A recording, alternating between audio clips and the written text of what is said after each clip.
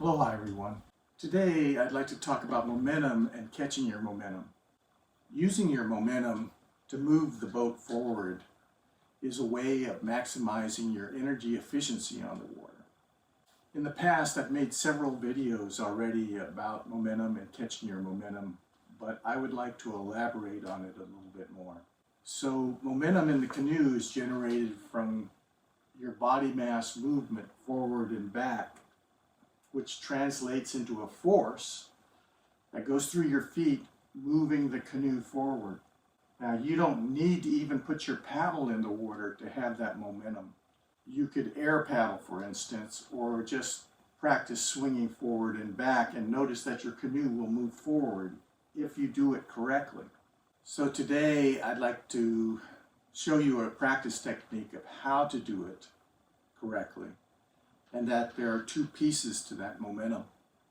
There are two parts to adding your momentum to the canoe. The first part is bending forward to the reach position as you shift your weight from the back part of your foot to the front part of your foot. And you do this by bending forward enough so that when your arm goes to the reach position, your elbow is at the top of your knee or at the canoe gunnels. Some people, based upon the way that your body is built, don't need to hinge forward as much to feel that weight shift. So once you have that weight shift, you notice that my momentum moves this cart forward, and it will be the same in a canoe. So that's the first part of momentum, so that when we swing forward and hinge, where our momentum pushes through our feet and pushes the canoe forward.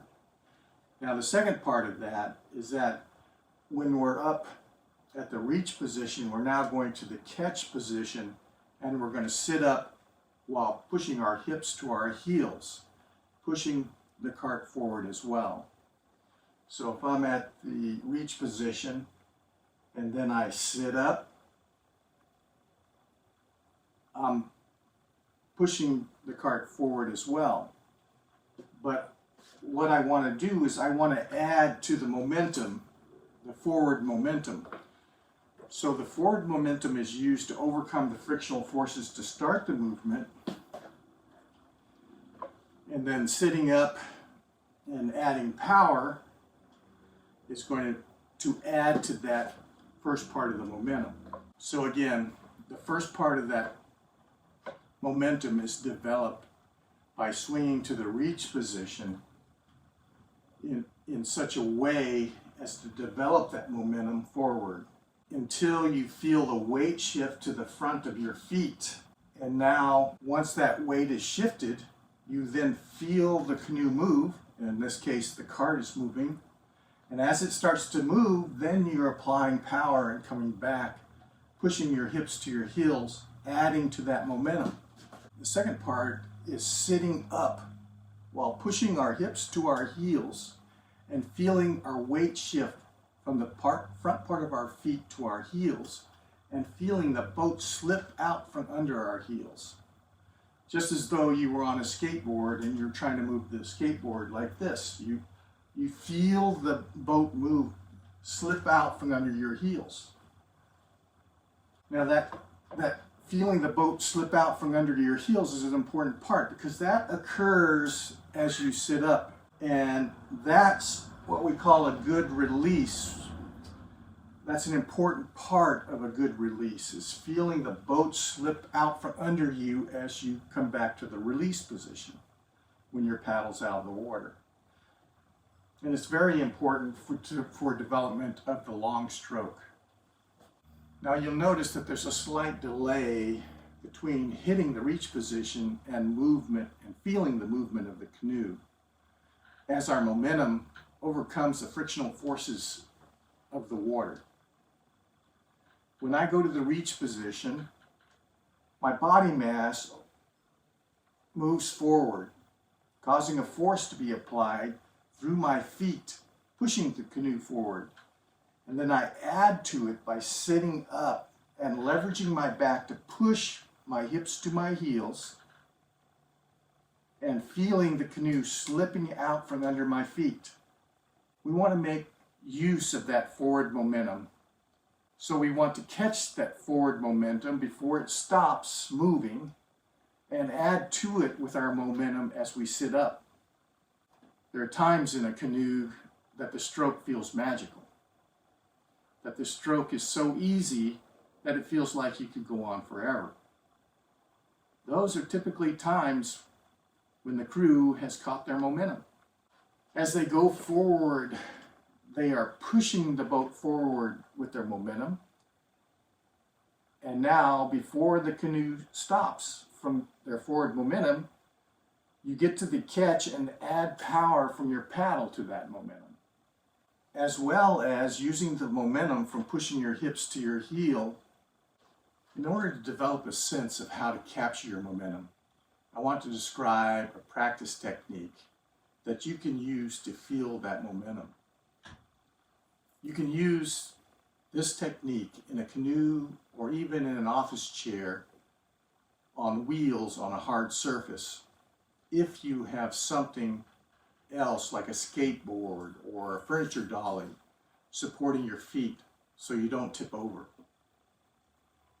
I've tried doing it just in the office chair, and I find that I can barely move forward without tipping over. So it's best to use something to support your feet in front of the office chair. Now, you perform this practice technique without a paddle. So you start by sitting up with your back straight and your arms at your side. You then hinge forward, throwing your arms straight out until they are parallel with the gunnel or the floor, with your head up and your chest forward, not down. Okay?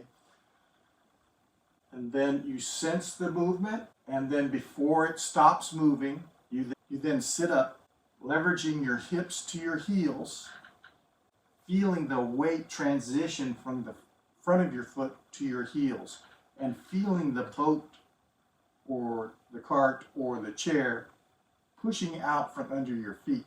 It's very important to sense that momentum movement when you first come up, because you want to add to it. So once again, it's going forward and hinging enough so that you feel the weight transition to the forward part of your feet, then and feeling the boat move, or in this case the cart move, and then once you feel that moving, it's dropping your hands as though you're mimicking the stroke. And as you drop your hands, you're sitting up and pushing forward with your feet, and you feel that weight transition from the forward part of your foot to your heels, and then you feel the heels push the canoe out from under your feet. So once again, it's two parts: going forward, head up, chest out, and then sitting up. Now, in order to feel the boat moving from under your feet, you don't want to sit up past vertical. You don't want to come back all the way back. You want to come up straight up at the maximum. So forward, up, forward, up, forward, up. Now, don't bend so far forward that you drop your weight down into the canoe and start bouncing the canoe. Remember, you want to go forward with the chest up, and you want your arms parallel with the gunnels. So you go forward with your arms straight out until you feel movement, and then you drop your arms and sit up as your arms go back. You want to push your hips to your heels as you sit up. Bend forward enough at the waist so that when you drop your arms, your elbows are at the gunnel of the canoe, or until you feel your weight shift to the front part of your feet. Our ultimate goal is to feel our weight shift forward on our feet and not down. And then feel our weight shift back to our heels and feel the boat slip out from under us or slip out from under our feet. Some people may not have to bend so far that their elbows are at the gunnels before they feel their weight shift to the front part of their feet. And the ultimate goal is to feel the weight shift to the front part of your feet. So if you don't have to hinge as far in order to feel that, then you don't have to hinge further. Another thing is that your hands may or may not touch the water as you drop your arms and mimic the stroke, and that's okay. You don't have to worry if your hands don't reach the water when your elbows are at the gunnel. Just mimic the stroke in the air instead of the water, as I'm doing here. This practice is a way of feeling what that momentum is, how long it lasts, and when to apply your power to add to that momentum. To demonstrate a couple of ways of not catching your momentum, you could move forward to the reach position and then wait until your momentum stops, and then mimic your stroke by dropping your arms and sitting up. So I'll demonstrate that now. I move forward, I feel the boat moving, it stops, and now I sit up. So even though I'm developing momentum forward, but once it stops, I now have to overcome those frictional forces again as I move back. And those frictional forces are hard to overcome as I move back. So you want to add to that forward momentum before the momentum stops.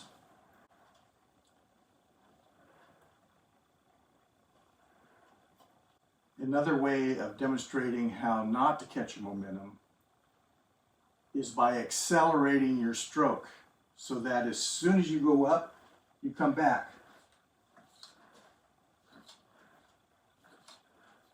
And you'll notice that I go backward and forward.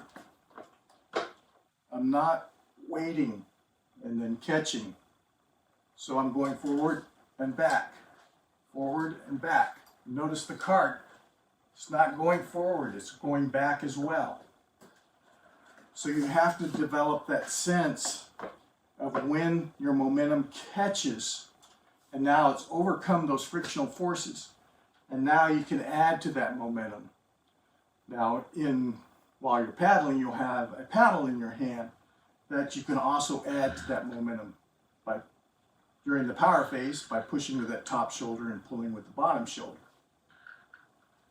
So in conclusion, if you were to practice this so you have a sense of capturing your momentum, you will become a much more energy efficient paddler, and the paddles will be much more enjoyable.